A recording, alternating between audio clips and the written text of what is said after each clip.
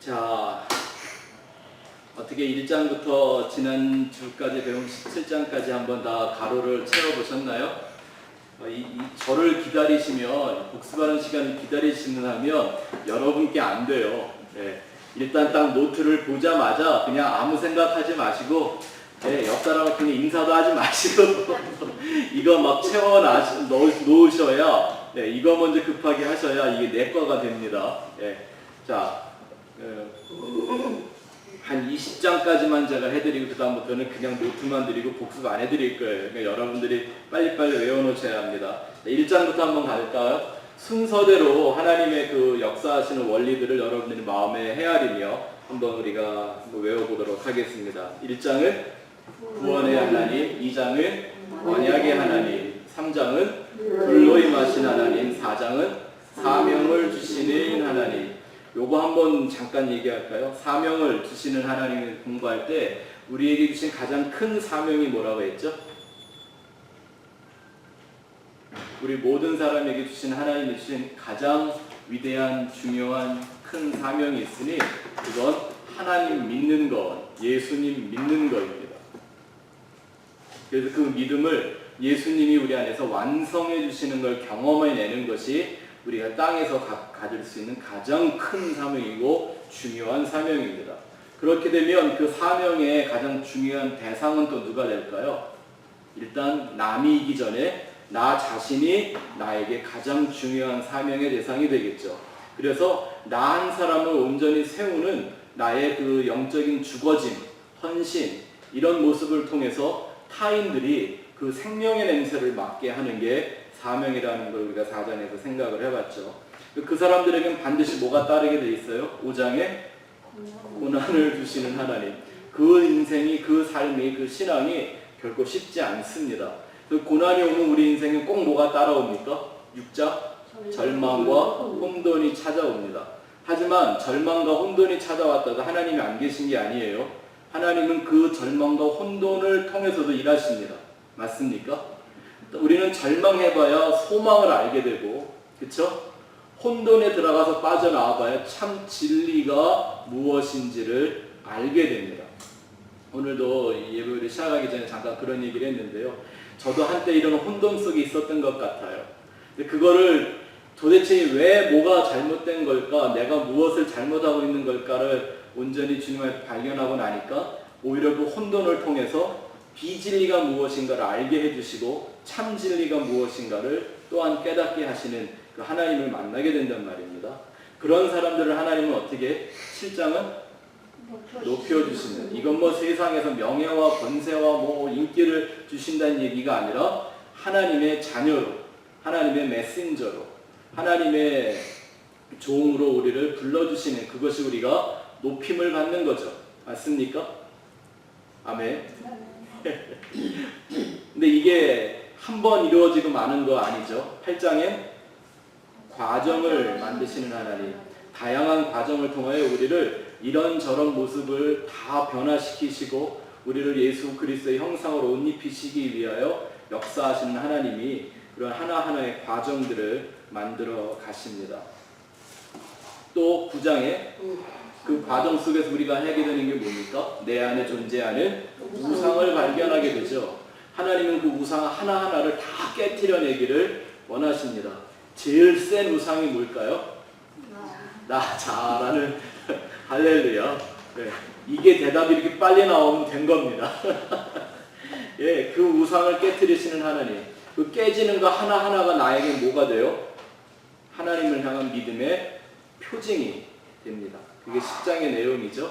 그렇게 하나님은 이 세상에 있는 사람들을 하나님의 백성과 하나님의 백성이 아닌 것을, 빛과 어두움을, 진리와 비진리를, 생명과 죽음을 이렇게 뭐 하신다고 그랬죠? 구별해 내시는 하나님. 그게 11장의 내용이었죠. 그 사람들이 반드시 삶 속에서 늘 경험하게 되는 게 뭡니까? 유월절. 네. 믿음으로 하나님의 은혜로 구원에 이르게 된 그 유월절의 역사. 그 사람들을 하나님 반드시 어디로 보내세요? 13장 광야로 인도하십니다. 그 광야가 뭐예요?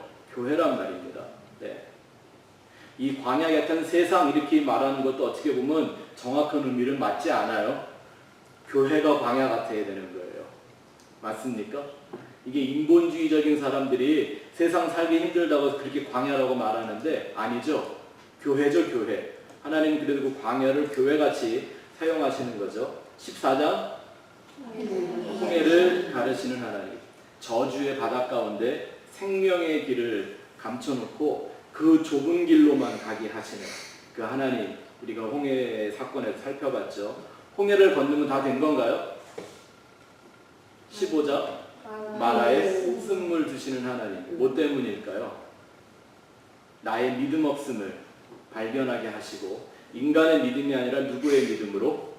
하나님의 믿음이 우리를 끌고 가고 인간의 열심과 인간의 노력이 아니라 하나님의 헌신과 열심이 우리를 끌고 가는 것을 보여주시기 위해서 하나님은 때때로 내 정체가 드러나는 내 인간의 그 실존, 타락한 죄인의 실존을 맛보게 하는 이런 마라의 쓴물을 우리에게 주신단 말입니다. 그때마다 우리는 내 자신의 실제의 모습을 발견하면서 그거를 발견해야만 뭐 할 수 있게 되죠? 자기를 부인하고 나를 십자가에 날마다 못 박는 삶을 그래야 살 수 있는 거죠. 그래서 우리는 성경을 매일 볼 때마다 뭘 경험해야 돼요? 이 마라의 쓴물을 마셔야 합니다. 십자가가 던져져서 단물로 바뀌는 것처럼 그때 그 십자가의 말씀이 내 안에 들어와 나의 존재를 바꾸어 주시는 거죠. 또 물만 주시나요? 하나님 또 뭐 주셨죠? 하늘의 양식을 주시는 하나님. 그게 성경에 뭐라고 써 있습니까? 만나. 네. 만나는 하늘의 양식이었습니다. 예수님 말씀하시기를 너의 조상은 광야에서 만나를 먹어서도 죽었지만 이렇게 얘기하셨어요. 왜 죽은 거죠? 뭐 때문에? 그들은 왜 약속의 땅을 보지 못하고 구원받지 못하고 죽게 된 걸까요? 하늘의 양식을 땅의 양식으로, 하늘의 양식을 육의 양식으로, 하늘을 위한 양식을 땅을 위한 양식으로 먹어버렸기 때문입니다. 안타까운 게 그런 일들이 지금 이 시대에도 계속된다고 그랬죠. 네. 다들 성경 말씀을 만나라고는 해요. 만나 아니라고 하는 사람은 하나도 없어요. 그죠? 네. 우리 가끔 김재나 집사님이 우리한테 그 메시지 카톡 보내주시는 것도 보면 아침 만나 이렇게 나오잖아요. 만나라고는 그래요. 근데 문제는 그 광야에 살던 이스라엘 사람들처럼 그거를 그냥 땅의 양식으로 먹어버리면 그건 그 양식을 먹고도 광야에서 죽을 수밖에 없는 거라는 사실을 우린 16장에서 잘 배웠습니다. 그렇게 하나님의 말씀이 무엇인가를 가리키신 하나님이 17장에 와서는 기도를 가르쳐 주십니다. 기도를 가르치시는 하나님. 두 가지 사건을 통해서 하나님은 기도와 교회를 가르쳐 주셨죠. 반석이 깨트려져서 물이 나옵니다. 뭐를 깨트렸죠? 지팡이. 이게 뭘 상징하는 거라고요? 십자가가 예수를 깨트려 거기서 생명의 물이 곧 성령이죠. 진리의 영이죠. 하나님 말씀이 흘러나오는 것을 말합니다. 그걸 먹은 사람들이 물도 마시고 떡도 먹었던 그 사람들이, 그러니까 하나님이 주시는 그 말씀과 진리를 먹은 그 사람들이 뭐 하는 거예요? 영적 전쟁을 하는 것입니다. 아말렉과 영적 전쟁을 하는 건 결국 뭐를 상징하는 거라고 했습니까? 말씀을 받은 사람들이 내 안에서 나의 옛사람과 옛 자아와 옛 속성과 땅에 속한 육에 속한 내 자아와 내 안에 있는 성령의 그 영적 싸움, 내 안에 있는 비진리와 진리가 내 안에 들어와 그 비진리를 파괴시키는 싸움이 우리 안에서 벌어진다. 바로 그거를 해내는 데가 어디다? 교회다라는 걸 가리키는 것이 17장의 말씀이었습니다. 하나님이 이렇게 모세를 통해서 교회를 보여주셨는데요. 모세가 기도하는 모습이 어땠다 그랬죠? 돌 위에 앉아서 두 손을 반짝 드는, 그건 뭐의 모습이었습니까? 항복. 완전 항복이었는데 그게 바로 기도였다는 거죠. 기도는 우리가 하나님 앞에 쪼르고 쫄라서 하나님을 항복시키는 게 아니라 내가 하나님에게 항복하는 겁니다. 맞습니까? 그 하나님만을 바라보며 끊임없이 하나님 앞에 항복하며 가는 그 삶을 십자가를 지고 가는 삶이라고 말하는 것이죠. 이렇게 하나님의 말씀을 받으면 전쟁이 일어납니다. 하나님의 말씀이 내 안에 살아있는 그 말씀이 들어오면 나를 찔러 쪼개는 역사가, 이런 치열한 영적 전투가 내 안에서 보여지는 거죠. 여러분들이 꼭 기억하시면 좋을 게 뭐냐면 17장에 하나님은 전쟁과 기도라는 것을 두 가지를 함께 놓고 보여주시는데요. 전쟁을 이기기 위해서 한 기도가 아니었고 기도가 무언지를 배우기 위한 전쟁이었다라는 겁니다. 아멘. 우리의 삶이 다 그래야 합니다. 우리가 이 세상에서 전쟁 같은 삶을 삽니다. 그죠? 전쟁 같은 일들이 과장되게 얘기한다면 정말 매일 찾아옵니다. 이게 매일 사는 삶이 전쟁 같잖아요. 그 전쟁을 이기며 살라고 기도를 우리에게 하게 만들어주신 게 아니라 그 전쟁은 우리로 하여금 뭐 하게 만들어주는 거예요? 하나님 앞에 온전한 기도를 하게끔 해주는 겁니다. 무속적인 종교의 형태가 하늘의 힘을 빌어서 땅의 문제를 해결하는 걸 기도의 목적이라고 말합니다. 이게 미신인 거죠. 맞습니까? 좀 억울해도 대답이라도 좀 해주시면 그잖아요. 그게 무속 종교예요. 하늘의 힘을 빌어서 땅의 문제를 해결하고 싶은데 인간의 그 이기적인 욕망 말입니다. 그걸 미신이라고 그러는 거예요. 물론 여러분 기도 안에 그런 기능이 없다라는 건 아닙니다. 그 목적과 기능을 우리가 생각을 잘 해봐야 되는 게요. 기도의 기능이 있고 기도의 목적이 있는데 만약에 이런 거 한번 생각해 보세요. 기능이 목적을 앞서거나 기능이 목적을 잡아먹으면 그게 뭐죠?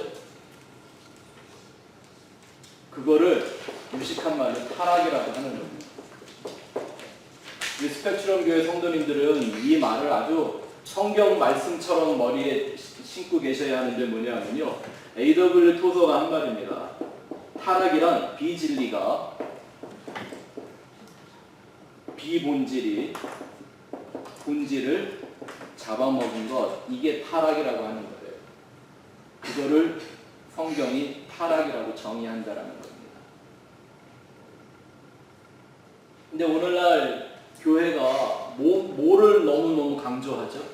이 기능 말입니다. 오늘 우리가 이제 18장의 말씀을 통하여 교회라는 얘기를 생각해보고 교회로서 살아가는 나의 삶이 어떠해야 되는가를 보게 될 건데요. 이것을 꼭 기억하시기 바랍니다. 비본질이 본질을 삼켜버린 것, 이걸 타락이라고 하는 거예요. 기능이 목적보다 우선해가는 것, 이거를 타락이라고 말하는 겁니다. 그래서 목적이 돼야 기능으로 써야 될 것을 목적으로 쓰면 그게 타락이잖아요. 그러니 어떻게 기능을 기능으로 만들고 그걸 통해 목적으로 돌아가는 것, 진리로, 본질로 돌아가는 걸 뭐라고 얘기합니까? 회개라고 말하는 거예요. 그게 메타노이아. 하나님께로 유턴을 해서 돌아가는 것. 우리 인생의 삶이 다 지금 그렇게 거꾸로 가고 있었잖아요. 그런데 이제는 본질로 돌아가야 할 때입니다. 우리가 지난주에 하나님의 사랑에 대해서 배웠는데 사랑에 대해서 여러 가지 다른 정의를 할 수 있겠지만 굳이 성경에 처음 나왔던 그 사랑이라는 단어, 히브리 말로 뭐라고 했죠? 하품 한번 하면 답이 나오는데 뭐 이렇게 하면 돼. 하품을 할 때 위자를 끝내면 그게 사랑인데요. 네. 그 사랑이라는 개념이 뭐였습니까? 뭘 좋아한다는 뜻이 아니라 하나님이 우리를 성전되게 만들 수 있는 것을 우리에게 주신다라는 거예요. 뭐만 그게 가능하죠? 예수 그리스도의 십자가로만 그게 가능한 일이잖아요. 그걸 성경은 처음부터 사랑이라고 그랬다. 우리는 그 본질로 돌아가는 거예요. 그거를 회개라고 한다니까요. 네. 그래서 저희가 이렇게 신약과 구약을 같이 지금 겸해서 공부하고 있는 거죠. 이게 또 너무 중요한 것이 있어서 한두 가지만 좀 제가 복습을 좀 더 해드릴게요. 말씀과 기도로 모든 것이 가능해진다고 거룩해진다고 그랬는데 말씀은 어떤 거라고 그랬죠? 우리 굳이 이렇게 나눠보는 거예요. 하나님, 그죠? 여기는 우리 인간의 세상, 땅. 말씀이라는 건 하나님의 말이 땅으로 내려오는 걸 말씀이라고 그런다고 그랬어요. 그죠? 하나님을 우리에게 계시해 주시는 거예요. 땅에 있는 사람들이 받을 수 있게 하나님 우리에게 던져주시는 게 말씀이라 그랬어요.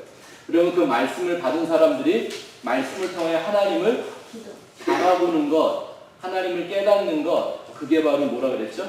기도라 그랬어요.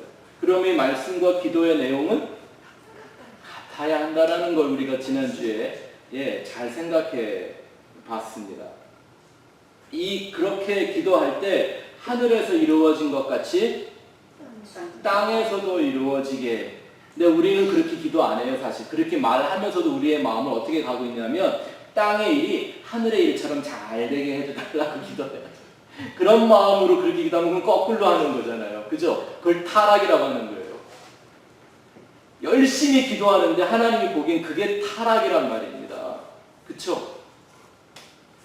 이런 기도를 해야만 우리가 기도의 목적이라고 공부했던 커넥션. 그쵸? 기도는 하나님과 연결되는 거라면서요. 이 내용이 다르면 연결될 수 있을까요? 없을까요? 기도는 하나님과 대화, 커뮤니케이션, 교통하는 거라면서요. 말이 다르면 교통이 돼야 안 돼요. 혹시 중국말 좀 하세요? 아무리 우리가 같이 예수를 믿고 주님을 사랑하는 마음이라도 중국 사람하고 나랑 앉아있으니 교통이 돼야 안 돼요. 뭐가 다르니까? 말이 다른데 어떻게 해? 안 되잖아요. 말이 똑같아야 돼요. 그래서 우리는 성경 말씀을 이제는 한국말로 공부하는 게 아니라 하나님의 말로 다시 공부를 해야 한다고 말씀을 드렸죠. 그래서 그 작업을 하고 있는 거고요. 또 기도의 목적이 이 하나님의 말씀을 우리가 완성해가는 과정이라고 그랬죠. 이 기도는요, 잘 보세요. 왜 제가 오늘 특별히 강조하고 18장으로 넘어가려고 하냐면 우리가 이것이 바로 기도다라고 하나님이 가르쳐주시고 이게 교회가 할 일이다라고 얘기하는 게 뭐냐면 이럴 때 이 기도는 영원한 기도가 돼요. 영원한 기도. 왜죠?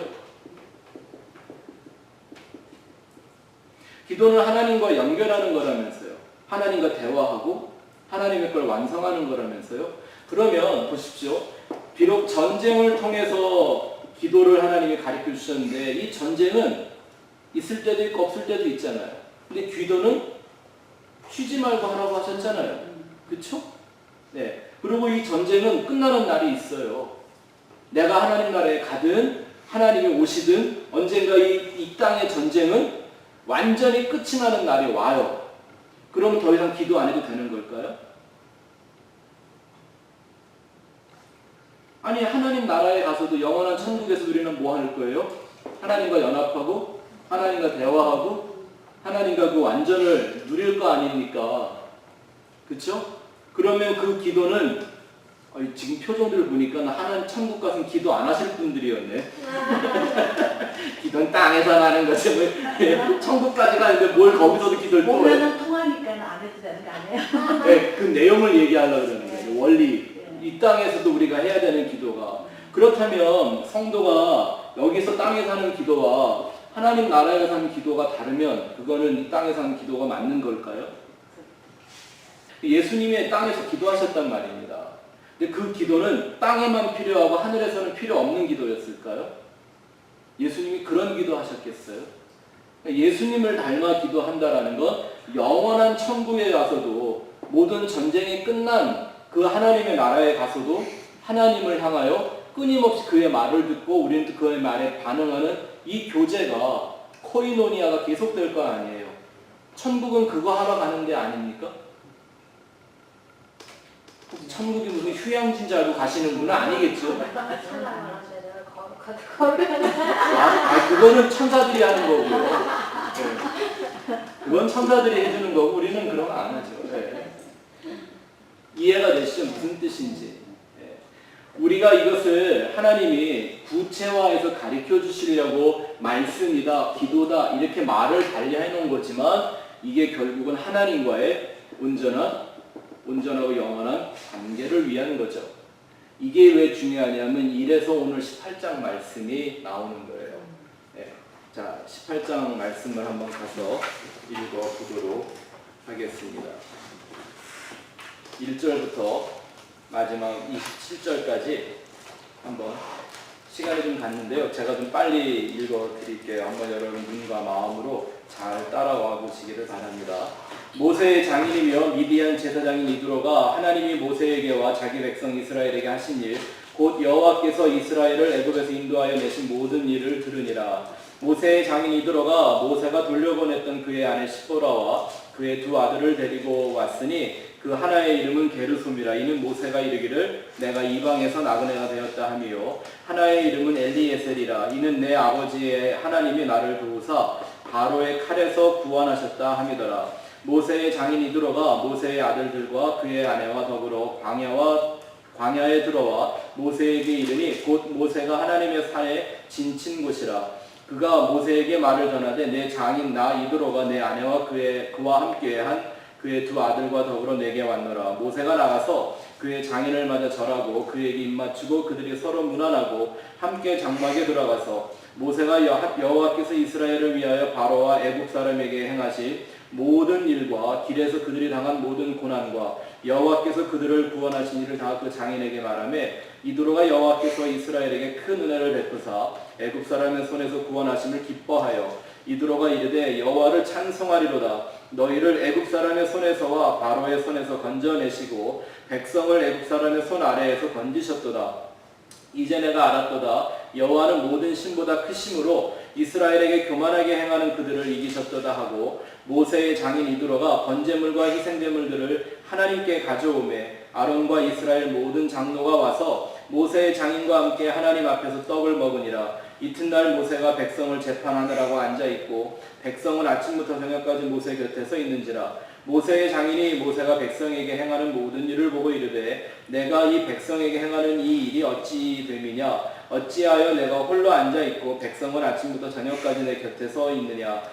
모세가 그의 장인에게 대답하되 백성이 하나님께 물으려고 내게로 올미라. 그들의 일이 있으면 내게로 오나니 내가 그 양쪽을 재판하여 하나님의 율례와 법도를 알게 하나이다. 모세의 장인이 그에게 이르되 내가 하는 것이 옳지 못하도다. 너와 또 너와 함께한 이 백성이 필경 기력이 쇠하리니 이 일이 내게 너무 중함이라 내가 혼자 할 수 없으리라. 이제 내 말을 들으라. 내가 내게 방침을 가르치리니 하나님이 너와 함께 계실지로다. 너는 하나님 앞에서 그 백성을 위하여 그 사건들을 하나님께 가져오며 그들에게 율례와 법도를 가르쳐서 마땅히 갈 길과 할 일을 그들에게 보이고, 너는 또 온 백성 가운데서 능력 있는 사람들 곧 하나님을 두려워하며 진실하며 불의한 이익을 미워하는 자를 살펴서 백성 위에 세워 천부장과 백부장과 50부장과 10부장을 삼아 그들이 때를 따라 백성을 재판하게 하라. 큰 일은 모두 내게 가져갈 것이요 작은 일은 모두 그들이 스스로 재판할 것이니 그리하면 그들이 너와 함께 감당할 것인즉 일이 내게 쉬우리라.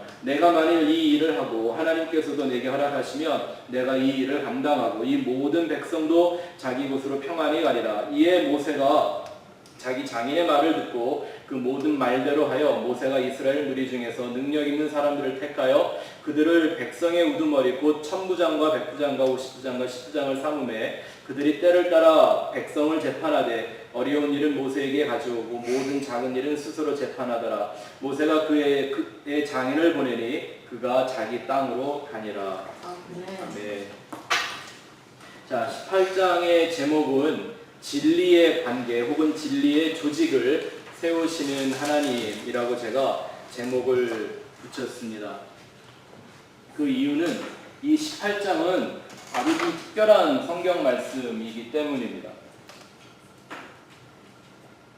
이 18장의 말씀은요, 이게 성경이 지금 순서적으로 17장까지 쫙 흘러오다가 갑자기 훨씬 뒤에 일어난 사건이었는데 앞에다가 지금 기록을 해놓은 거예요. 이 18장 말씀이. 18장에 보면 그 18장 5절 때 말씀을 보면 거기 뭐라고 써있냐 하면 하나님의 진친 곳에 있더라 라고 얘기가 나오죠. 그 장막을 쳤다는 것인데요. 그 장막을 쳤다는 건 이제 19장에 가서 시내 광야 안에 들어가 모세가 이제 시내 산으로 올라가면서 백성들이 거기다가 장막을 친 얘기입니다. 그래서 이게 사실은 19장에 있었던 사건 훨씬 뒤에 있는 얘기예요. 또 율례와 법도를 가리킨다라고 얘기하잖아요. 이 사람들이 하나님께 받은 율례와 법도가 언제 있었어요? 저도 그거 20 그렇죠? 20장에서 십계명을 받잖아요. 근데 앞에서 이 얘기를 지금 그걸 받아서 가르쳤다는 얘기가 갑자기 앞에 나와요. 이런 거를 성경에서 말할 때 삽입장이라고 합니다. 한국말로. 네.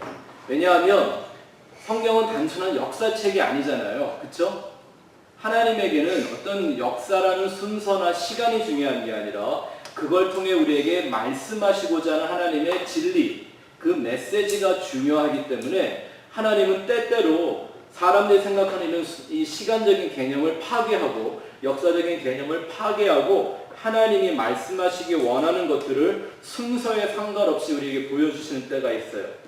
예를 들면 이런 거죠. 창세기 1장과 2장에 나와 있는 천지창조가 내용이 같아요, 달라요? 그 내용을 이해하지 못하는 이 무신론자들이나 과학자들이 보면요, 창세기 1장과 2장에 서로 안 맞지 않냐, 이게 뭐가 성경에 이런 게 있냐 이러고 얘기해요. 특별히 안 맞는 게 뭐예요? 사람의 창조란 말입니다. 창세기 1장에 보면 하나님이 1장 끝에 여섯째 날에 남자와 여자를 창조하셨다 이렇게 나와요. 그쵸? 근데 2장을 넘어와 보면 아니에요. 남자와 여자는 한 날 만들어진 게 아니었어요. 남자가 먼저 창조가 된 후에 아담이 독처하는 게 보기 안쓰러워서 하나님이 하와를 돕는 배필로 만들어주셨다 이런 얘기가 나오는 거예요. 그럼 1장과 2장이 달라요? 아니죠. 1장의 그 사건은 역사적인 사건, 창조라는 사건을 집중해서 조명을 해서 본 것이고 2장에 나와 있는 남자와 여자가 다르다라는 것은 하나님이 그 관계를 통하여 우리에게 분명히 말씀하고자 원하시는 내용이 있어서 그거를 세부적으로 시간적으로 나누어서 말씀을 기록해 주신 거죠. 아담과 하와의 창조는 뭘 상징하는 거죠? 교회요, 교회. 교회와 예수님과 성도의 관계. 그렇죠? 남자가 누구를 떠나 부모를 떠나 아내에게 장가들어야 된다. 이렇게 1장에 나왔단 말입니다. 아니 생각해 보세요. 아담에게 무슨 부모가 있었어요?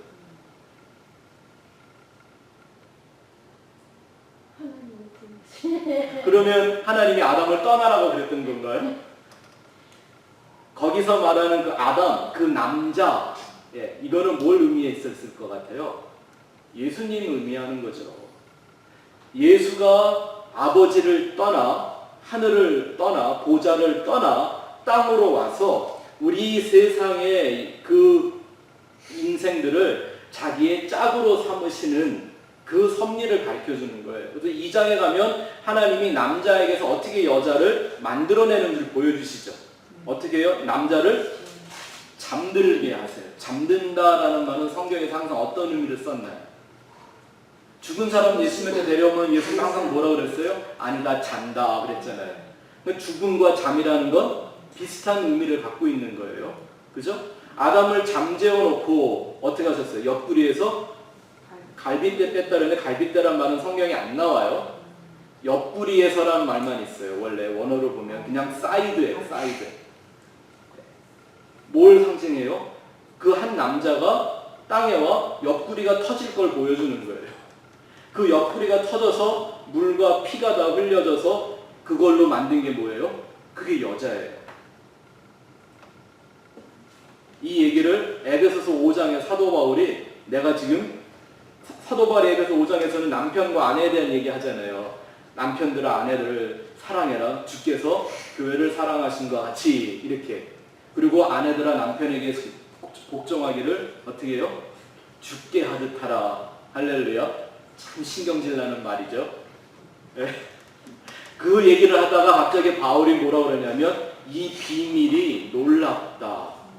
나는 지금 예수와 교회에 대하여 말하노라. 그게 언제적 계시된 거예요? 이미 아담과 하와를 통해 다 계시가 되었던 거예요.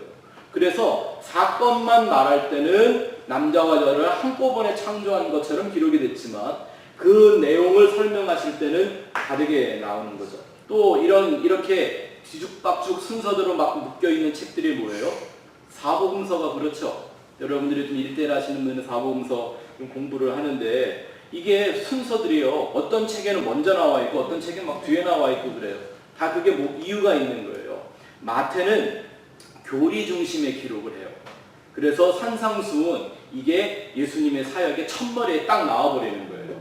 예수님이 복음을 전했던 그 모든 메시지들을 일단 전부 다 종합해서 5, 6, 7장에다 다 모아놓고 그 일들을 행하셨던 거를 8장부터 풀어내는 거예요. 그래서 8장부터 사건이 나와요. 5, 6, 7장을 설명하는 거예요. 반면에 마가는 어떻게 해요? 마가는 예수님을 하나님의 종으로 봤기 때문에 그 종이 와서 순종하는 그 내용으로 사건들을 묶어서 시간적으로 배열을 해놔요. 그래서 마가복음이 이제 짧은 거예요. 예. 마가복음을 읽어보면요, 예수님에 대한 어떤 그 멋있는 표현 같은 것도 안 해줘요. 종이니까. 종한테 무슨 명예가 무슨 멋진 이름이 필요하고 화려한 설명이 필요해요? 그냥 단답형으로 순종하는 것만 착착 나와 있어요. 누가복음은 예수님은 하나님이셨지만 완전한 인간으로 오신 인성을 가지신 분으로 설명을 해요. 그래서 누가복음에 제일 많이 나오는 단어가 뭐예요? 인자가. 예수님이 끊임없이 인자라고 말하는 이유는 구약시대에 계속 증거되었던 그 메시아, 내가 바로 그 아들이다 라는 거를 얘기를 하시는 거예요. 요한복음은 또 어때요? 요한복음하고 마태복음의 순서는 막 뒤죽박죽이거든요. 근데 요한은 예수님을 완전한 하나님으로 기록을 합니다. 그래서 그러한 사건들을 중심으로, 그러한 말씀을 중심으로, 그래서 제일 많이 요한복음에 나오는 게 뭐냐면 예수님이 하신 말씀, 내가 그 하나님이다 라는 얘기를 계속 반복해서 하고 있는 거예요. 이해가 되시죠? 그와 마찬가지로 지금 이 출애굽기 18장도 원래는 19장, 20장 이후에 일어난 사건인데 하나님이 분명히 무슨 목적이 있어서 19장 앞에다가 이렇게 딱 사건을 옮겨 놓으신 거예요. 왜 우리도 얘기할 때 그런 얘기 많이 하잖아요. 말하다가 막 급하면 중요한 얘기, 나중 얘기를 끌어다 놓고 이렇게 해놓고 또 얘기를 풀어가고 이렇게 하죠. 그게 중요하니까. 지금 18장이 그런 장이란 말입니다. 그러니까 이 18장을 왜 굳이 이렇게 갖다 놨는가 우리가 그거를 좀 꼭 알아야 되겠죠. 그죠? 18장의 그 내용을 보면서 사건도 중요하겠지만 역시 하나님이 뭐 때문에 이렇게 하셨는가를 우리가 봐야 그 정확한 내용을 한번 볼 수가 있겠죠. 여기서부터 시작하시면 좋습니다. 한번 보세요. 16장. 16장에서는 어떤 사건이 일어나죠? 쉽게 이렇게 갈게요. 만나는 역시 누구예요? 예수 그리스도와 그 말씀, 생명의 양식, 그걸 설명하는 말이죠. 자, 17장에서는 뭘 먹죠? 반석에 끼어져 나온 생수 마시죠. 이 생수는 역시 똑같이 예수의 말씀을 얘기하지만 더 구체적으로는 진리의 영, 성령을 의미하기도 하죠. 그렇죠? 그래서 이 성령 받은 사람들이 땅에서 전쟁을 하며 사는 얘기를 17장에 표현하고 있는 거죠. 네? 이게 지금 뭐가 만들어져 가고 있는 걸 보아요? 광야, 교회가 형성되어져 가는 과정을 잘 보여주고 있는 거죠. 그래서 계명을 받고 뭐 10계명이 떨어지고 하는 그 이전에 이거를 연결시키려고 하나님이 굳이 18장을 여기다가 집어넣어놓고 배우는 게 뭐냐 하면 이 교회의 사명이 뭔가를 가르쳐 주시는 거예요. 그리고 그 사명이 성경이 말하는, 하나님이 말씀하시는 그 관계를 회복하고 관계를 통해서 이루어지는 교회를 말씀하시기 위하여 굳이 이거를 여기다가 딱 갖다가 껴놓는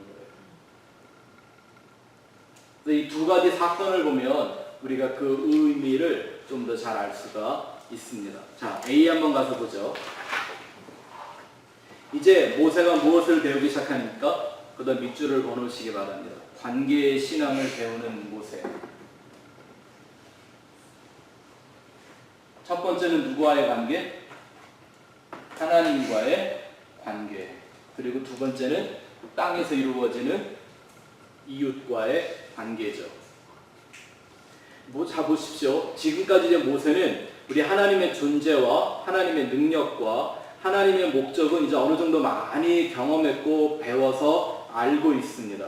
이제 모세가 정말 배워야 되는 중요한 과정이 뭐냐면 하나님과의 그 관계를 하고 그 관계를 완성해내는 겁니다.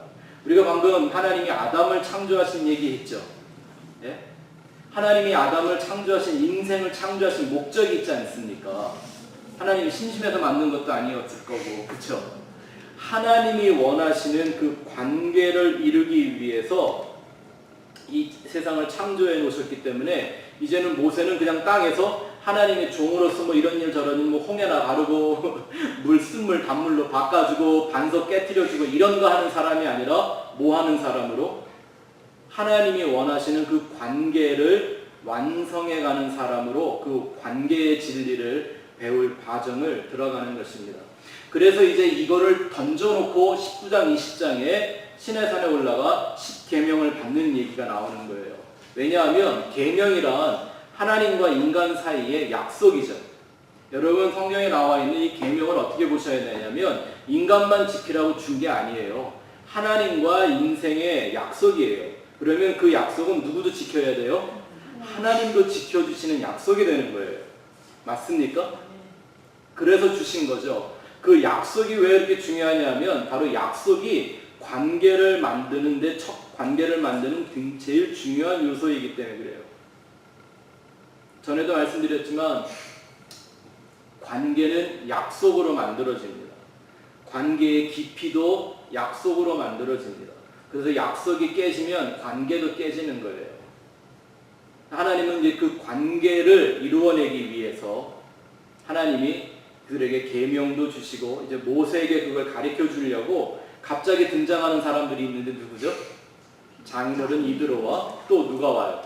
아내와 두 아들 십보라와 게르솜과 엘리에셀이라고 하는 이 네 사람이 갑자기 등장을 하고요. 또 재밌는 건 이드로는 지금 이 모세가 머리가 산더미 같지 않겠어요? 광야에서 이 말 안 듣는 사람들 맨날 원망하고 툭하면 뭐 부족하면 돌 갖고 와도 다 돌 던져 죽이려고 하는 사람들 그거 끌고 다녀야 되는데 갑자기 이드로는 장인이 내 처자식들 좀 잘 맡아주면 좋을 걸 데려다 놓고 야 잘 길러 그러고 그냥 먼저 가버려요. 왜 이런 얘기가 꼭 여기에 나와야 하는 걸까요? 왜 모세가 이렇게 중요한 시점에 광야에서 어떻게 보면 불편할 수 있는 가족을 만나야 하는 걸까요? 뭐 때문일까요? 이제 하나님이 그 가족을 통해서 모세에게 가르쳐주고 싶은 관계라고 하는 진리가 그 안에 있기 때문이라는 겁니다. 여러분 한번 생각해 보십시오. 남자, 여자 이런 개념을 오늘 여러분이 잘 이해하셔야 18장이 재밌습니다. 안 그러면 이게 뭐 요즘 우리한테 맞지도 않는 헛소리가 아닌가 뭐 이런 생각 드는데요. 남녀가 만나면 뭐가 이루어지죠? 가족이라는 게 이루어져요. 근데 천국에는 남자와 여자가 있어요? 없어요? 없죠. 그러면 천국에 남자와 여자가 없고 결혼이 없다면 뭐도 없을까요? 가족이라는 개념도 없겠죠. 예? 우리가 지금 가족이라고 말하는 건요, 사실 네 가족, 내 가족을 나누고 싶어서 쓴 말이죠. 만약에 가족이 하나라면 가족이란 말을 쓸 필요가 있어요, 없어요? 천국에 가면 거기는 네 가족, 내 가족이 있어요, 없어요? 네 식구, 내 식구가 있어요, 없어요? 네 새끼, 내 새끼가 있어요, 없어요? 없잖아요. 한 가족인데 무슨 가족이 필요해요, 가족이란 말이. 이런 개념이 필요 없죠. 다 가족이니까. 근데 왜 그거를 하늘에서 필요 없는 걸 하나님이 땅에 만들어 놓고 이렇게 지지고 볶고 살게 만들어 놓으셨을까요? 그렇죠.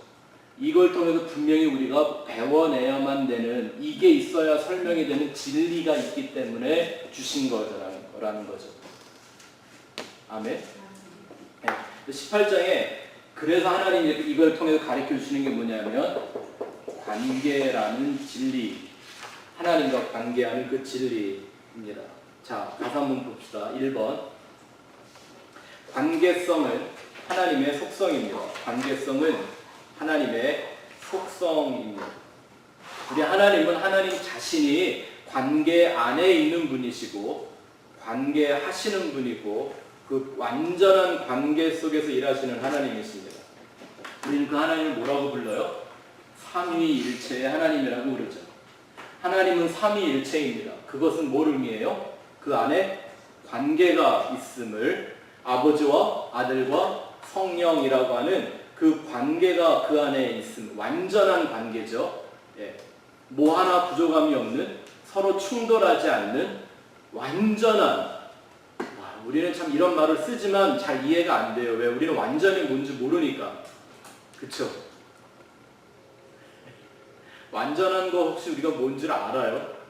그냥 좋으면 완전하다 그러고 사는 거죠. 네. 근데 그 정말 하나님 안에는 완전히 있죠. 완전한 연합이 그 안에 있습니다. 한번 보십시오. 하나님이 우리에게 가르쳐주는 그 진리의 내용들, 사랑도 뭐가 없으면 안 되는 거예요? 관계죠, 관계. 그렇죠? 믿음은 뭐예요? 여러분, 내가 혼자 뭐 막 알고 있고 이게 맞아 하고 있는 건 그 믿음이 아니고 그건 고집이라고 그러는 거예요. 네? 틀린 걸 또 그렇게 생각하시는 걸 착각이라고 그러는 거고요. 네? 그걸 멋있는 말로 사상이라고 그러는 거예요. 그건 대상이 필요가 없어요. 그런데 성경이 말하는 믿음, 예수를 믿는 그 믿음, 그러니까 이 믿음은 그 믿음 자체가 뭘 포함하고 있어요? 관계. 나랑 예수라는 그 관계가 없으면 믿음도 없는 거죠. 언약. 이것도 역시 뭐 하는 거예요? 관계 안에서 일어나는 거잖아요. 말씀도 어때요? 말씀은 하는 자가 있고 듣는 자가 있는 거잖아요. 그렇죠? 기도도 마찬가지잖아요. 기도도 하는 사람이 있고 듣는 존재가 있고. 네? 이거 다 뭐에서 움직여지는 거예요? 관계가 완성되어져 가는 방법들인 거죠. 그래서 굳이 예수 믿으면 구원받는다는 얘기를 성경은 꼭 하나님의 자녀가 되는 거다라고 얘기를 하는 거예요. 하나님이 아버지가 되고 우리가 자녀가 된다는 건 뭘 말하는 거죠? 관계. 그것도 그 관계의 회복, 관계의 완성, 이거를 말하는 거죠. 언제 깨졌던 관계? 에덴 동산에서 아담과 하와를 때문에 그 깨어졌던 그 완전한 관계를 하나님이 이루어 가시는 내용으로 포함하는 거죠. 이런 말은 어때요? 성령 충만. 혼자 막 충만한 건 미친 거지 충만한 게 아니에요. 네? 우리가 이제 1대1 공부할 때 성령 충만 배우겠지만요. 그 에베소서 5장에 나와 있는 성령 충만을 받으라 하고 하는 이 말은요. 우리가 이렇게 가끔씩 받아야 된다, 뭐 충전 받는 것처럼 배터리 파워 없어지면 충전 배터리 받는 것처럼 그런 얘기가 아닌 거예요. 내가 성령 안으로 채워지는 충만이에요. 나를 채우는 충만이기 이전에 이 말씀의 본질은 내가 성령으로 채워지는 거예요. 이게 궁금하게만 갖고 계세요. 다음 주에 배울 거니까. 이제 공부하면서. 원래 말 뜻이 그렇다고요. Be filled with the Holy Spirit이 아니라 Be filled in the Holy Spirit. 그게 원래 원어에 더 가까운 해석이기 때문에 그래요. 그러니까 성령 충만도 역시 뭐에 의해서만 가능해지는 거예요? 나와 성령과의 관계를 통해서 충만이 이루어지는 거지 혼자 할 수 있는 게 아닌 거예요. 성경의 모든 내용들이 이렇게 하나님과 관계되는 것을 포함하고 있단 말입니다.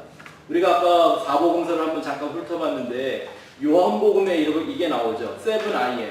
예수님이 요한복음에 나는 뭐다 하고 7가지 얘기하시죠. 기억나는 거 있으세요?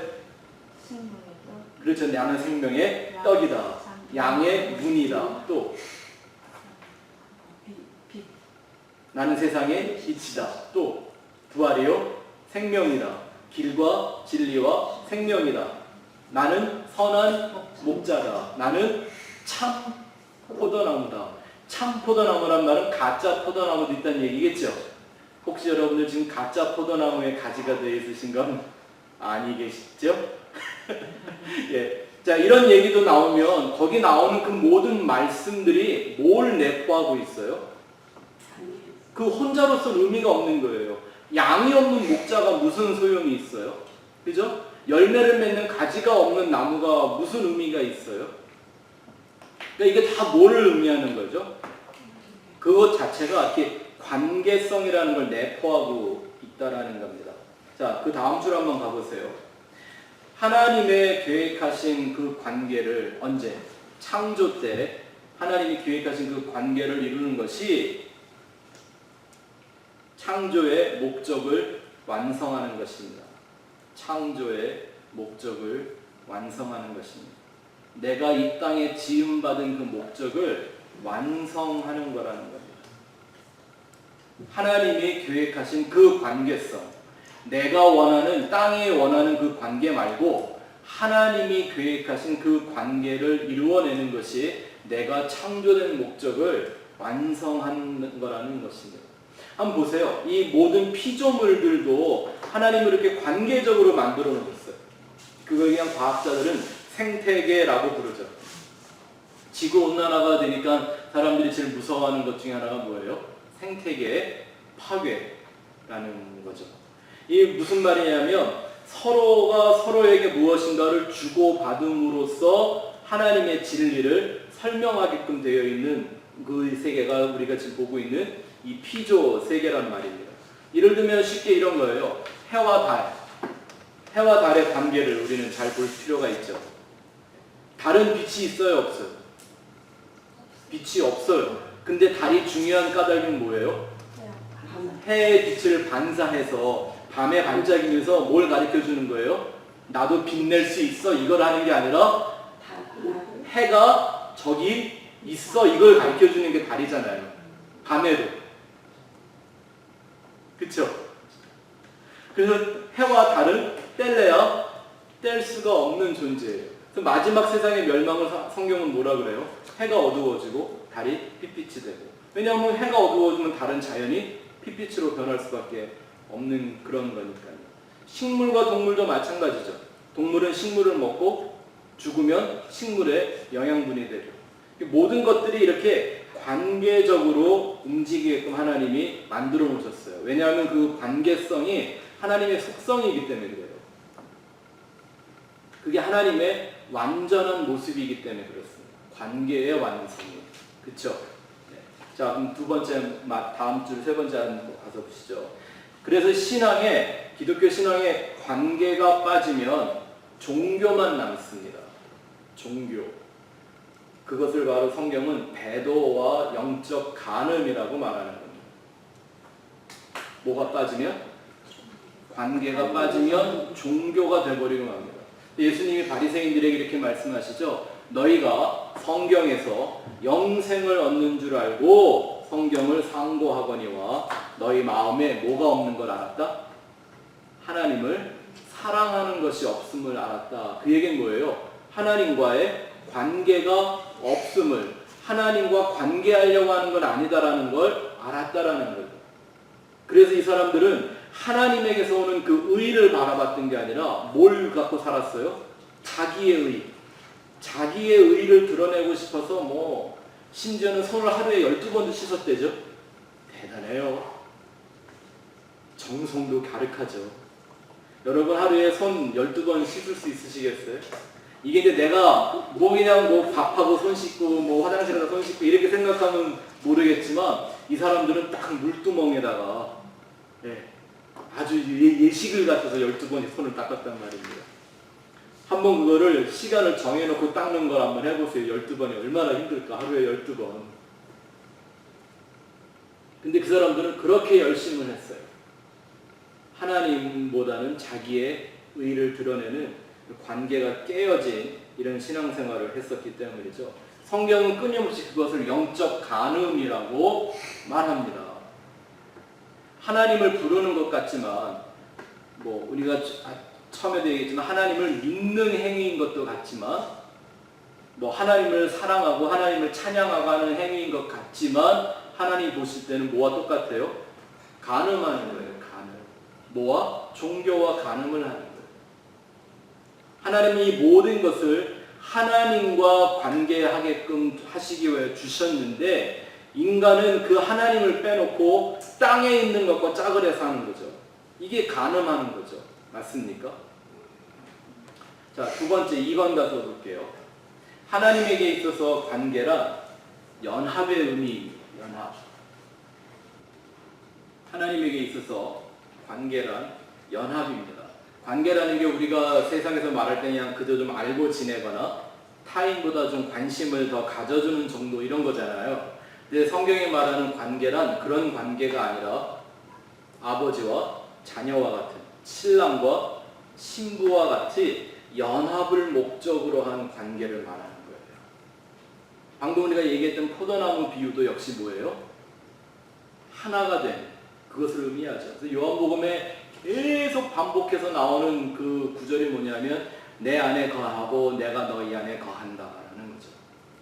예? 아니 이게 어떻게 이렇게 쌍방으로 가능해져요? 뭐로만 설명할 수 있는 말이에요? 관계. 그것도 그냥 관계가 아니라 어느 수준의 관계? 연합된, 하나 된 그 관계를 말하는 거죠. 제가 그 다음 주에 이렇게 써놨어요. 진정 기독교란 무엇인가? 한마디로 이렇게 한번 말해볼 수 있을 것 같아요. Having Christ in me. 예수 그리스도를 내 안에 가지는 것이고 또한 being in Christ. 예수 그리스도 안에 거하는 것. 이게 기독교 신앙이죠. 그게 바로 예수와 온전한 관계를 이루는 것이고 예수와 연합되는 거예요.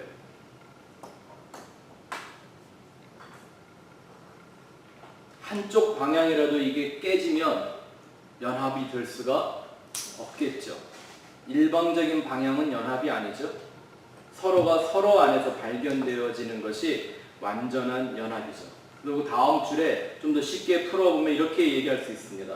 이 연합이란, 이 관계란 나 중심의 연합이 아니라 하나님 중심의 연합입니다. 그래서 방금 성령 충만 이 말씀을 드렸는데 성경이 말하는 관계, 연합을 이루는 관계는 이런 개념이 아니에요. 하나와 하나가 만나서 둘이 되는 이게 아니란 말입니다.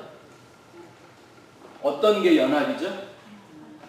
하나와 하나가 만나서 하나가 되는 거예요. 이게 연합이에요. 남자와 여자가 하나가 된다. 한 몸이 되라 이렇게 얘기했잖아요. 아니 어떻게 그게 가능해요? 좀 이따 제가 그것도 설명을 좀 드릴 건데요. 또 성령 충만이라는 개념도요. 예, 사람들은 자꾸 자기를 돋보이게 하기 위해서 성령이 내 안에 들어와 나라는 걸 어떻게 성령과 따로 나타내는 그런 걸 자꾸 추구하는데 그게 아니죠. 내가 성령이 계신다고 하면 이렇게 표현을 한다면 내가 이 안으로 들어가서 나는 없어지고 뭐만 있는 거예요? 예, 성령님만 발견되는 것. 그렇죠? 또 바로 그런 얘기하죠. 나에 있는 모든 것들을 다 배설물로 여기는 것은 내가 그리스도 안에서 발견되는 게 가장 중요하다. 나는 없어지고 뭐만 남는? 예, 그 성령, 그 그리스도, 그것만 만들어지는 그 연합을 말하는 거죠. 오늘날 교회에서 연합 이런 얘기를 많이 하는데도 그 구호를 외치고 노래하고 기도해도 안 되는 까닭은 뭐냐면 개념이 틀려서 그런 거예요. 이렇게 하나님과 내가 딱 연합하면 나랑 하나님은 1대1, 둘이 돼서 뭔가를 하는 것처럼 생각을 해버리는 거예요. 이러니까 안 되는 거예요. 하나님과 내가 연합한다는 사실은 내가 하나님을 만나서 하나님 안으로 들어가는 순간 나는 없어지고 내가 그리스도와 함께 십자가에 못 박혀 죽었나니 이제 나는 없어지고 뭐만 사는 거예요? 내 안에 그리스도만 사는 것. 이걸 성경이 말하는 연합이라고 말하는 거예요. 그게 성경이 우리에게 원하는 관계란 말입니다. 우리는 그런 알기로요. 네. 성령 충만하면 그 영이 내 안에 오신다고 생각하거든요. 네. 또 오시죠. 네. 오시는 까닭은 오는 게 목적이 아니고 와서 데려가려고 오시는 거죠. 예. 그냥 오시는 그 자체가 목적이 아니고 그건 시작이고, 그렇죠?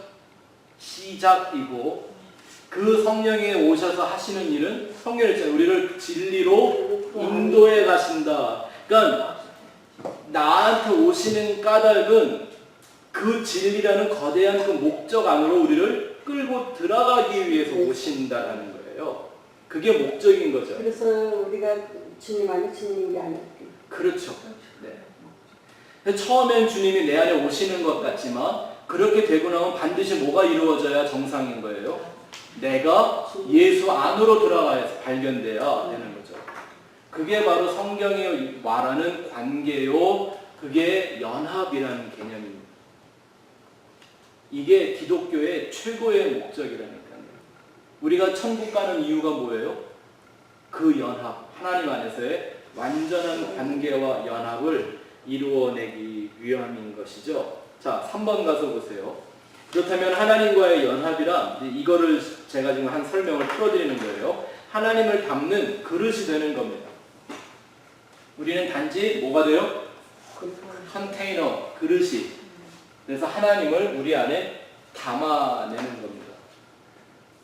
창조의 절정은요, 바로 내가 그 하나님의 형상으로 지음받는 거예요. 창조 때 보면 하나님 이렇게 얘기하시죠. 우리가 우리의 모양에 따라 우리의 형상대로 사람을 만들자. 그게 무슨 뜻일까요? 하나님의 모양? 하나님에게 무슨 모양이 있어요? 하나님의 형상. 하나님의 형상은 또 뭔가요? 무슨 성경 하나님은 보이지 않는 하나님이라면서요. 만질 수도 없는 하나님이라고, 가까이 갈 수 없는 하나님이라고 그랬잖아요. 근데 무슨 형상이 있어요?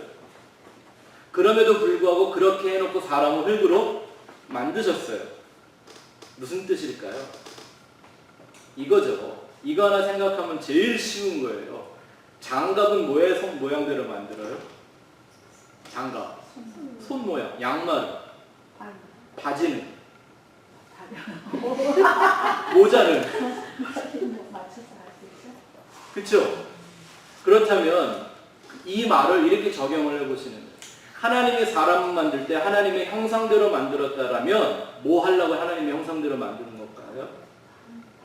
하나님 집어넣으려고. 그쵸? 우리 안에 하나님을 담는 것, 하나님이 담긴 그 그릇을 또 성경은 뭐라고 얘기를 해줘요? 그게 성전이잖아요.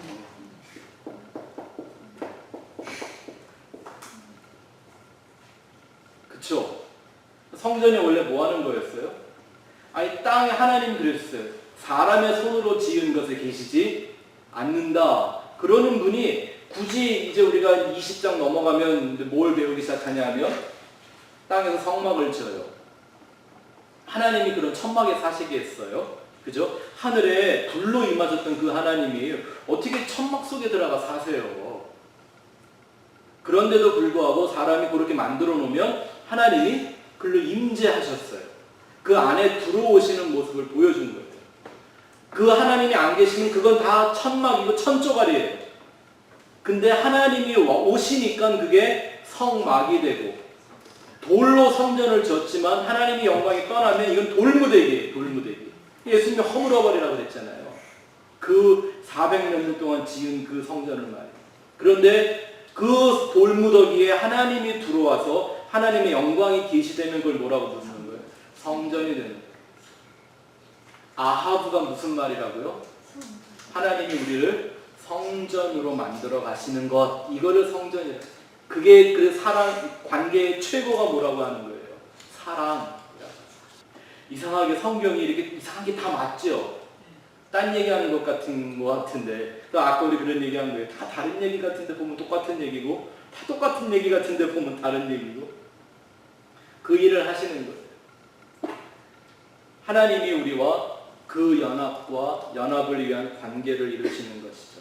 이 얘기를 사도 바울은 고린도후서 4장에 이렇게 얘기하고 있습니다.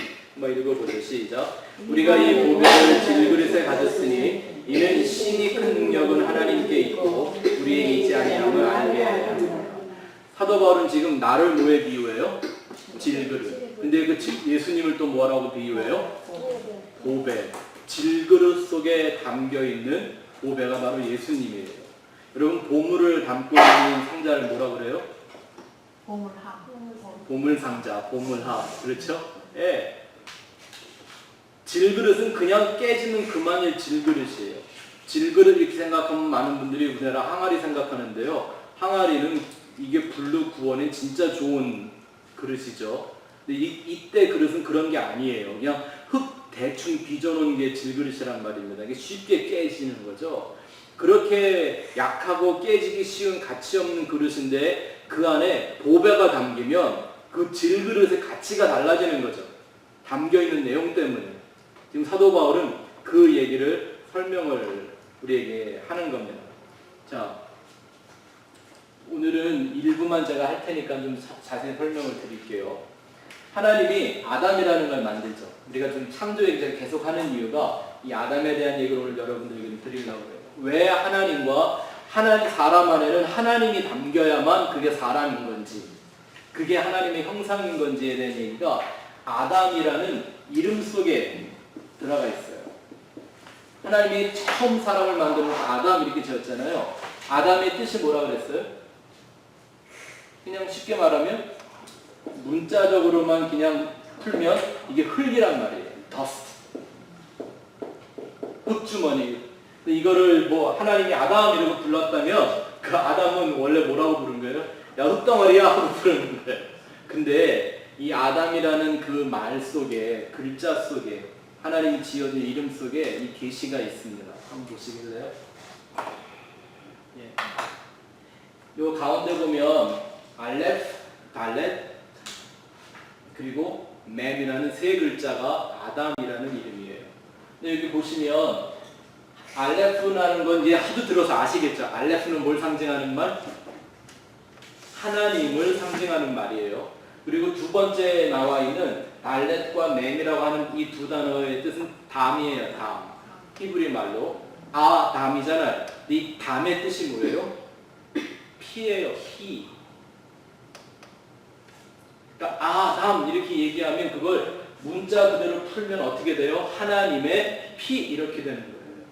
그래서 왜 사람은 피로만 구원을 받아요? 누구의 피로만? 하나님의 본체이셨던 예수가 이 땅에 오셔서 그 피를 주심으로 그 피로만 아담이 회복되는 거예요. 그 사람, 성령 안에서 지어지는 십자가로 지음받는 한 세 사람, 세 사람이라고 나와 있죠. 그 세 사람이 가능해지는 거예요. 그래서 이미 아담이라는 말 속에 뭐가 없으면 이건 사람도 아니라는 누구의 피? 하나님의 피. 그렇죠? 그리고 또 더 놀라운 건 그 피라는 단어, 담을 또 쪼개보면 어떻게 되냐면 달렛이라는 말은요 문이라는 뜻이에요. 문, 출입하는 문. 예? 그리고 맨 끝에 저거는 이제 외우세요. 물이라는 의미도 있고 그 물은 진리라는 뜻이 담겨 있어요. 이렇게 아시면 돼요. 예. 그래서 저거를 이렇게 이 담이라는 피를 풀어보면 무슨 뜻이 되냐 하면요 진리의 문이에요. 이렇게 말이 나오는 거예요. 그래 하나님이 피 이렇게 나와 있을 때는 그 피에 어떤 의미가 담겨 있었다고요? 진리의 문이라는 진리가 흘러나오는 그 문이라는 의미가 담겨 있는 거예요. 근데 예수님이 와서 그러잖아요. 내가 그 문이다 라고 얘기하시는 거예요. 그리고 또 얘기하시기를 내 피를 먹지 않으면 너와 내가 관계가 없다 이렇게 얘기하시죠. 이게 지금 하루아침에 어떤 예수님이 갑자기 여기서 하신 말씀이 아니라 창조 때부터 하나님이 갖고 있는 계획을 인간의 타락과 범죄와 불순종에도 불구하시고 끊임없이 그 역사를 이루어가는 하나님을 보여주고 있는 아주 중요한 얘기예요. 그러면 아담 이거를 완전히 한 글자씩 쪼개서 말하면 아담이라는 게 뭐예요? 하나님의 진리가 나오는 문이라는 얘기예요. 그래서 아담은 원래 뭐 해야 되는 거예요? 그 하나님의 형상을, 하나님의 모양을 이 세상에 계시하는 존재였단 말입니다. 그 진리이신 하나님, 그 존재를 드러내는 사람일 때 아담은 아담으로서 영광이 나타나는 거였어요. 하나님의 영광을 드러내는 거였죠. 그런데 아담이 범죄했을 때 뭐가 된 거예요? 하나님이 그를 떠나버리시고 뭐만 남은 거죠? 육신만 남은 거죠. 그래서 진리를 갖고 사는 게 아니라 선악을 갖고 살기 시작을 하죠. 그게 바로 범죄랍니다. 자, 레위기 말씀 한번 가서 보죠. 이 얘기가 잘 설명이 되어 있는데요. 레위기 17장 11절 시작. 육체의 생명은 피에 있음이라 내가 이 피를 너희에게 주어 제단에 뿌려 너희의 생명을 위하여 속죄하게 하였나니 생명이 피에 있으므로 피가 죄를 속하느니라. 아멘. 아멘. 왜 아담이라는 이름에 피가 들어가 있는지 아시겠죠? 누구의 피? 하나님의 피. 그래서 그 아담을 우리가 다 아담이잖아요. 맞습니까? 아담의 씨를 받아 태어난 다 아담들이잖아요. 우리가 구원을 받으려면 반드시 누구의 피가? 하나님의 피가 우리에게 있어야 돼요. 근데 하늘에 계신 아버지 그 하나님의 피는 흘릴 수가 없잖아요.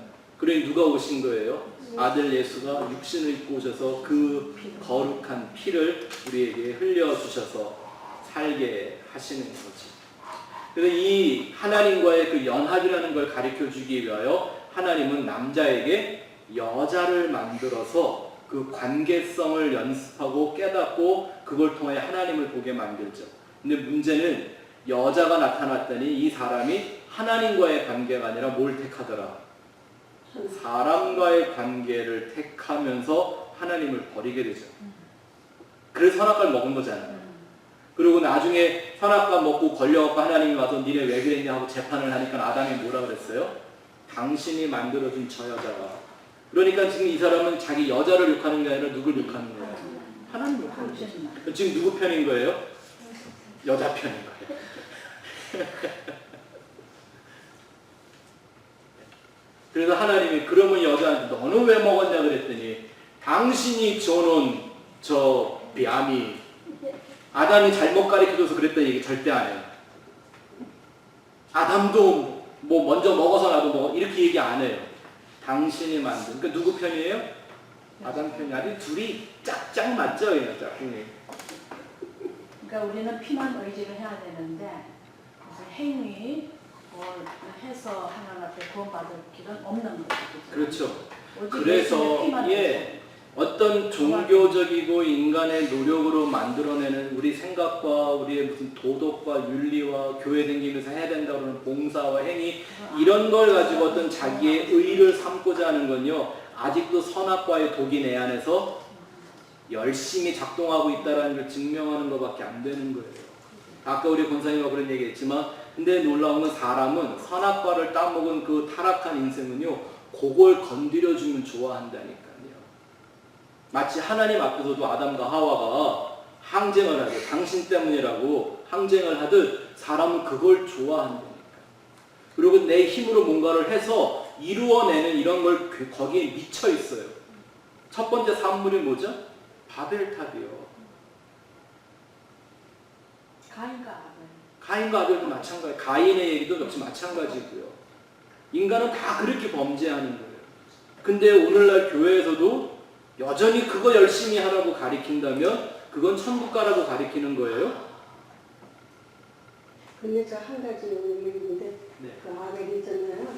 아벨이 어떻게 양자고 하나님한테 드릴 생각을 했어요? 그래서 사람이 다른 거죠. 계시. 이런 거였죠. 우리가 한번 추리를 한번 해보는 거예요. 아들이 둘만 있는 것도 아니었을 거예요. 이미. 아니 하와가 거의 아담과 하와가 1000년을 살면서 자식을 낳는데 얼마나 많이 낳겠어요. 그런데 성경은 딱 필요한 사람들만 보여주는 거예요. 이런 생각했겠죠. 에덴 동산을 모르고 하나님을 몰랐던 자식들이 자라나면서 아담과 하와한테 맨날 듣는 얘기는 뭐였을까요? 해줄 얘기가 뭐밖에 없었겠어요? 에덴 동산에서 이렇게 창조가 됐었는데 네 엄마가 그거 따갖고 와서 먹는 바람에 우리가 지금 이 고생하며 산다. 맨날 그 얘기 해줬을 거 아니에요. 또 우리가 이렇게 뭐 벗은 줄 알고 무화과 나무로 옷 입었었는데 하나님이 우리 불러서 그거 싹 벗기시더니 가지고 테이프갖고 우리 내보내주셨다. 이런 얘기를 했을 거 아니에요. 이런 얘기를 들으면 어떤 사람들은 아 그러니까 우리는 땅에서 열심히 살아야 되는구나 이렇게 생각하는 가인이 있는가 하면 어떻게 하나님이 자기한테 범죄한 인생한테도 이런 은혜를 베푸셨을까라는 생각을 하는 사람도 있다는 거예요. 그러니까 하나님을 내가 뭔가를 해서 하나님을 감동하게 만들려고 하는 가인의 속성과 하나님 그럼 내가 세상에 열심히 일해서 하나님한테 좋은 거 드릴게요 라고 하는 가인과 하나님의 그 은혜 하나님이라는 존재가 어떻게 이렇게 할 수 있었을까를 생각하다 보니까 이 사람은 뭐를 선택을 했을까요? 그 가죽. 그 가죽은 뭐의 가죽이었을 거라고 생각하죠? 양의 가죽이었을 거라고 상상을 하죠. 그러니까 이 아벨은 아마 거기에 아마 착안을 해서 하나님이 해주신 그 옷테이 필라고 양을 길렀겠죠. 그러면서 그 양을 잡아 하나님께 드릴 때마다 뭘 생각을 했을 거예요? 자기 범죄하는 어머니 아버지를 버리지 않고 저주하지 않고 옷을 해 입히시는 그 하나님의 은혜, 이걸 생각했을 거라고 우리가 생각해 볼 수 있죠. 그래서 아벨이라는 이름의 뜻이 뭐냐면 아무것도 없다라는 거예요. 그러니까 자기는 하나님 앞에서 아무것도 아니다라고 생각했다는 존재인 거죠. 그렇죠? 그러니까 양을 길렀겠죠. 오테이 필라. 이런 건 이제 추측이에요. 해석을 해보는 거예요. 그래서 땅에서 농사를 지어가지고 자기의 땀 흘린 수고를 하나님께 드려서 하나님께 인정을 받으려고 했던 가인의 제선 하나님이 받아주질 않으신 거죠. 하나님은 원하시는 게 그게 아니니까. 하나님은 깨어진 관계를 회복하는 게 목적이었는데 가인은 하나님과의 그 관계를 목적으로 하는 게 아니라 자기의 땅의 삶을 보장받고 싶었던 거예요. 그렇죠? 율법주의가 그거 아니에요? 똑같은 거예요. 가인이나 율법주의나. 하나님은 아까 우리 얘기했죠. 계명을 주신 까닭은 뭘 하기 위해서? 계명은 약속이에요. 쌍방간의 약속이에요. 그 약속을 주신 것은 관계를 위해서. 그 관계도 그냥 관계가 아니라 하나님과 완전히 하나가 되는, 나는 없어지고 하나님만 드러나는 이 연합이라는 관계를 위해 주신 건데 율법주의가 돼버리면 어떻게 돼버려요? 이 관계라는 거 온데간데 없고 하나님을 드러내는 관계가 아니라 나를 나타내는, 나를 개발하는 이런 관계가 돼버리고 말잖아요. 이런 율법주의가 되고 말잖아요. 그러니까 예수님이나 예수님은 둘째치고라도 침례 요한이 와서 한마디 하잖아요. 이 독사의 자식들아, 도끼가 나무 뿌리에 놓여 있는데 누가 너희에게 임박한 하나님의 진노를 피하라고 하다니. 왜냐하면 그 얘기를 언제 하냐면요, 세례 받으려고 올 때 침례 받으려고 왔는데 그랬다니까요. 왜 침례를 받겠다고 온 사람들한테 해주를 잘했다고 이러면서 해주를 못하면서 그런 독소를 퍼부었을까요? 바리새인들의 의도를 알았던 거예요. 그냥 율법을 잘 지키고 있었거든요. 그런데도 불구하고 침례도 받아야 된대. 또 세례 요한이 와서 회개의 침례를 받아야만 된다고 가르치고 막 사람들이 가서 막 그 침례를 받고 오면 막 감동을 막 얘기하자는 게 이 사람 생각에 이 바리새인들이 생각할 때는 어떤 느낌이 드는 거예요? 우리가 율법을 다 지켰는데 이게 하나 부족하구나. 그러니까 율법에다가 더하기 침례를 붙이는 거예요. 그 침례 받은 자기네들이 더 의로워지고 더 거룩해질까 봐. 그러고 나온 걸 알았기 때문에 침례를 받고자 하는 그 바리새인들이 독사의 자식들을 하면서 저주를 하는 거예요. 오늘날에도 누가 침례식 하면서 그런 얘기 할 수 있는 목사가 있을까? 제가 한번 해볼까요? 그거 맞아요. 마치 그걸 어떤 종교의 행위로 해서 어떤 그걸 훈장으로 받아서 내가 이것 때문에 하나님 앞에 의롭게 여김을 받고 혹시 이것 때문에 내가 천국 가겠다고 생각해서 받는 거라면 그 사람들은 독사의 자식 맞아요. 성경이 볼 때는. 그렇죠? 자, 또 두 번째 가서 볼까요? 창세기 2장 한번 가서 읽어봅시다. 시작. 이러므로 남자가 부모를 떠나 그의 아내와 합하여 두 몸을 이룰지어다. 아담과 그의 아내 두 사람이 벌거벗었으나 부끄러워하지 아니하더라. 자, 이 얘기가 뭐의 상징이라 그랬죠? 에베소 5장에 나와 있는 예수와 교회의 연합을 예표하고 있는 상징이라고 그랬습니다. 이 아담은 오실 예수의 표상이었던 거죠. 아담의 잠은 예수의 죽음을 의미하고 그 갈빗대를 취했다라는 말은 그 옆구리 뭘 상징하니까 십자가의 죽음을 상징하죠. 그리고 거기서 하와를 만들어냈는데 여자를 만들어냈는데 여자의 이름이 뭐였어요? 여자를 뭘로 만드셨다고 나와요? 돕는 배필. 그렇죠? 네. 그래서 교회는 뭐 하는 거예요? 둘째 아담으로 오신 예수를 도와 그 구원의 역사를 같이 이루어가는 존재라는 거죠. 자, 오늘은 4번까지만 할 거니까요. 다음 보시죠. 마지막 페이지 4번. 교회는, 그래서 오늘 또 교회 얘기를 하는 겁니다. 교회는 예수와 연합하는 관계 안에서 완성됩니다. 누구와? 자, 이거를 한번 보세요. 남자와 여자가 만나면 하나가 되나요? 정말? 네? 남자들 데리고 사셔봤잖아요. 네? 하나가 돼야 안 돼요. 그것은 그렇지 않아요. 집에 둘만 있어도 좋을 것 같지 않아요? 뭐가 몇 개나 들어있는지 알 수가 없어 도대체. 그런 생각 안 드세요? 사람이라는 존재는요, 사람은 절대 둘이 만나서 하나가 될 수가 없어요. 그렇죠? 어떤 정말 그 이기적인 목적과 그 순간의 착각을 위해서는 하나인 듯 해지지만 궁극적으로 인간은 절대 하나가 안 돼요. 하나가 아니에요. 네. 그리고 뭐 이런 거잖아요. 뭐 죽고 못 살겠다고 그러고 결혼을 하고 나서 보면 며칠 못 가서 저거 언제 죽나 그러면 살잖아요. 예, 그게 인생이잖아요. 근데 이 얘기는 남자와 여자가 하나 되라고 하는 얘기는 하나님이 그 뜻으로 한 얘기가 아닌 거겠죠. 남자는 누구를 상징한다고요? 예수. 그리고 여자는 신부인 교회와 성도를 상징하는 겁니다. 그럼 보십시오.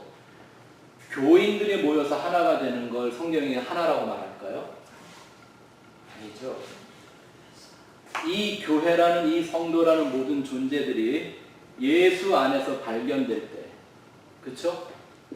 예를 들어 이게 예수님이라고 한다면 우리가 막 이렇게 산재되어 있는 사람들이 하나가 되려면 방법은 하나밖에 없죠. 어디로? 예수 안으로 들어와야죠. 그럼 이 예수 안에서 하나가 되는 거죠. 요한복음 17장에 예수님이 마지막 기도할 때 보면 아버지와 아들이 하나이듯 저들이 세상에서 하나 되게 해달라고 기도하죠. 그러니까 그 기도를 또 교회는 또 교회가 하나 되게 해달라고 막 얻다가 써먹어요.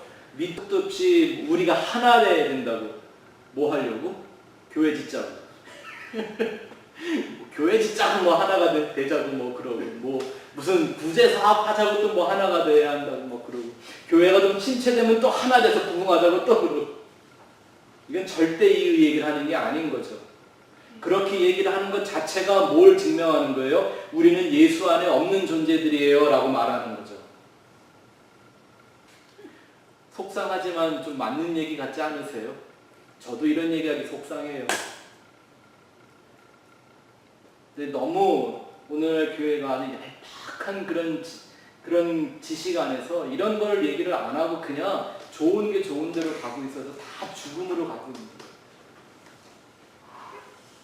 그렇죠? 그러면 우리가 하나 될 수 있는 방법은 하나밖에 없어요. 어떻게 생각해 보세요. 저는 이주신 집사님이 정말 평생 저를 사랑해 주실 거라고 믿어요. 제 이모같이. 네? 그래, 이모라도 속상 누님이라고 그랬까? 뭐 어쨌든 근데 그런다고 솔직히 우리가 하나 되겠어요? 예? 일주일에 얼굴 2번 봐서 하나 되겠어요? 뭐가 하나가 된다는 얘기예요? 뭐 나는 집사님 좋아요. 나는 나도 목사님 좋아요. 이러면 하나인가요? 그게 연합인가요? 조금 또 뭔 일 있으면 삐지면 또 없어질 건데 그런 게 무슨 연합이고 그러 하나고 그러겠어요. 근데 유일하게 우리가 하나가 완전한 하나, 영원한 하나가 될 수 있는 방법은 하나밖에 없죠. 예수 안에서 발견돼요. 모든 사람이 서로가 서로를 예수 안으로 밀어 집어넣는 거예요. 그래서 저는 계속 뭐만 하는 거예요. 성경만 펴놓으면 예수 얘기만 하는 거예요. 왜요? 여러분들이 예수 안에만 있으면 이런 거예요. 매일 우리가 카톡 안 해도, 매일 인사 안 해도, 무슨 뭐 눈치만 보면 서로가 알 수 있는 관계가 되지 않아도 우리는 주님 안에서 하나예요. 예수 안에서 하나예요. 십자가 밑에서 하나예요. 하나님의 은혜와 사랑 안에서 하나예요. 영원한 하나님의 나라에서 우리는 하나예요. 그게 하나가 되는 거죠. 그게 연합하는 거라는 말입니다. 그래서 이걸 가르쳐 주려고 하나님이 갑자기 믿음도 없어서 헤어져 살았던 십보라라는 이 아내를 갑자기 광야의 여행 중에 교회가 나오는 장면 속에 싹 껴놓는 거예요. 이해가 되시죠? 모세는 지금까지 솔로였어요. 열심히 일만 했단 말입니다. 이제는 모세가 배워야 될 게 예수와 교회가 하나가 되어야 되는 그 관계를 가르쳐주기 위하여 그 가족들을 붙여놓는 거예요. 이게 사실 광야 여행에 얼마나 걸림돌이 되겠어요. 얼마나 불편하겠어요. 근데 보세요. 십보라라는 이 여인은 믿음이 있었어요? 없었어요? 출애굽기 초반에 나오잖아요. 할례에 대한 얘기가 나올 때. 그쵸? 할례를 안 했기 때문에 애굽으로 이제 모세가 돌아갈 때 할례를 안 했기 때문에 하나님이 그를 죽이려고 했더니 갑자기 십보라가 당신은 뭐라 그래요? 피남편이다. 피남편이다. 그러면서 할례를 하고는 모세만 데려보내고 자기 애들은 안 데려가요. 그래서 거기서 헤어진단 말입니다. 잘 보세요. 피남편이 되려면 그 피남편의 아내가 되려면 뭐가 돼야죠? 피아내가 되면 되죠. 그것도 뭘 상징하고 있는 거예요? 피 흘리는 남편을 상징하는 거고요.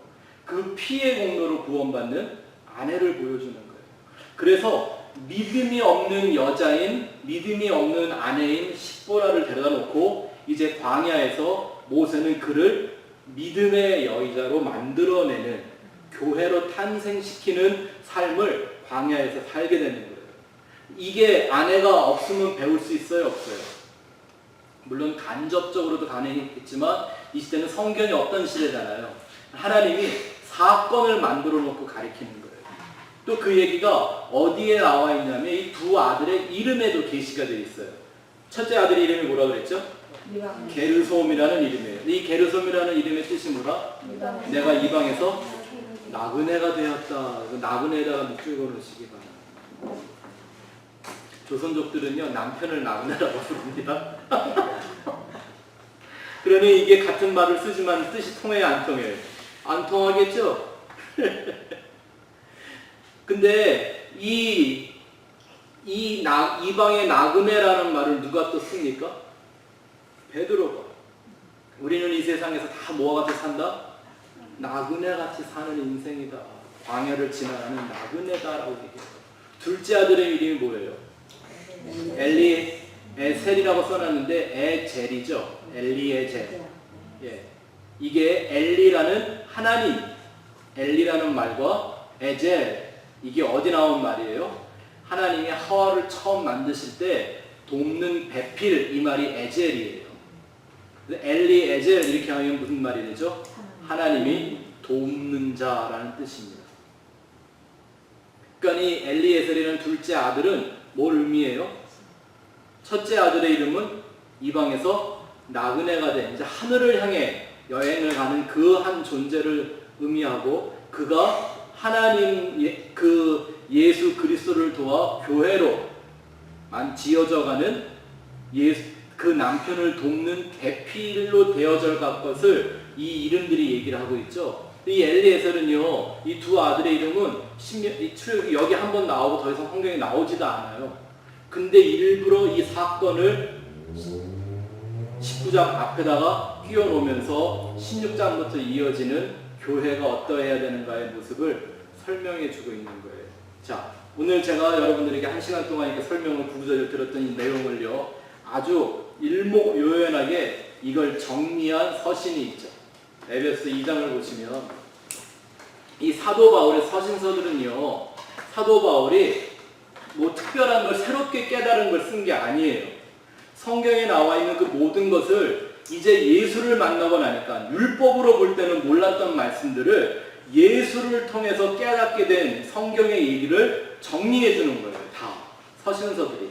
그래서 보면 오늘 저희가 나누었던 그 관계의 회복과 그것이 교회의 원리라는 것을 우리는 에베소 2장에서 정확하게 볼 수 있습니다. 이제 읽어보고 마치도록 하죠. 시작. 그러므로 생각하라. 너희는 그때 육체로는 이방인이요 손으로 육체 행한 할례를 받은 무리라 칭하는 자들로부터 할례를 받지 않는 무리라 칭함을 받는 자들이라. 그때 너희는 그리스도 밖에 있었고 이스라엘 나라 밖에 사람이라. 약속의 언약들에 대하여는 외인이요 세상에서 소망이 없고 하나님도 없는 자이더니 이제는 전에 멀리 있던 너희가 그리스도 예수 안에서 그리스도의 피로 가까워졌느니라. 그는 우리의 화평이신지라. 둘로 하나를 만드사 원수된 것 곧 중간에 막힌 담을 자기 육체로 하시고 법 조문으로 된 계명의 율법을 해하셨으니 이는 이 둘로 자기 안에서 한 세 사람을 지어 화평하게 하시고 또 십자가로 이 둘을 한 몸으로 하나님과 화목하게 하려 하십니다. 원수된 것을 십자가로 소멸하시고 또 오셔서 먼 데 있는 너희에게 평안을 전하시고 가까운 데 있는 자들에게 평안을 전하셨으니 이는 그로 말미암아 우리 둘이 한 성령 안에서 아버지께 나아감을 얻게 하려 하십니다. 그러므로 이제부터 너희는 외인도 아니요 나그네도 아니요 오직 성도들과 동일한 시민이요 하나님의 권속이라 가족이란 얘기죠. 그 다음 너희는 사도들과 선지자들의 터 위에 세우심을 입은 자라. 그리스도 예수께서 친히 모퉁이 돌이 되셨느니라. 그의 안에서 건물마다 서로 연결하여 주 안에서 성전이 되어가고 너희도 성령 안에서 하나님이 거하실 처소가 되기 위하여 그리스도 예수 안에서 함께 지어져 가느니라. 아멘. 제가 여러분들이 좀 이해를 할 수 있게 해드리려고 18장의 말씀을 좀 구구절절히 막 창세기, 이 창조부터 시작해서 막 설명을 드렸는데요. 이 얘기가 이 에베소서에 다 나와 있죠. 정확하게 이 의미를 품고 있지 않습니까? 이래야 신약과 구약이 관통하는 겁니다. 네. 여러분 이게 교회입니다. 그리고 이것이 저와 여러분들의 삶이어야 합니다. 우리 교회 주보 뒤에 보면 항상 써있는 말씀 있죠. 성전이 되어가고 처소가 되기 위하여. 그게 바로 하나님과 연합된 관계를 이루어가는 이 땅의 교회인 것입니다. 남편에게 아내가 되어가듯 신랑에게 신부가 되어가듯. 이것이 얼마나 중요한지 하나님은 일부러 그 뒤에 나와 있는 말씀을 앞으로 끌고 와서 18장에다가 집어넣고 이 사건들을 하나로 이해하게끔 만들어 주시는 겁니다.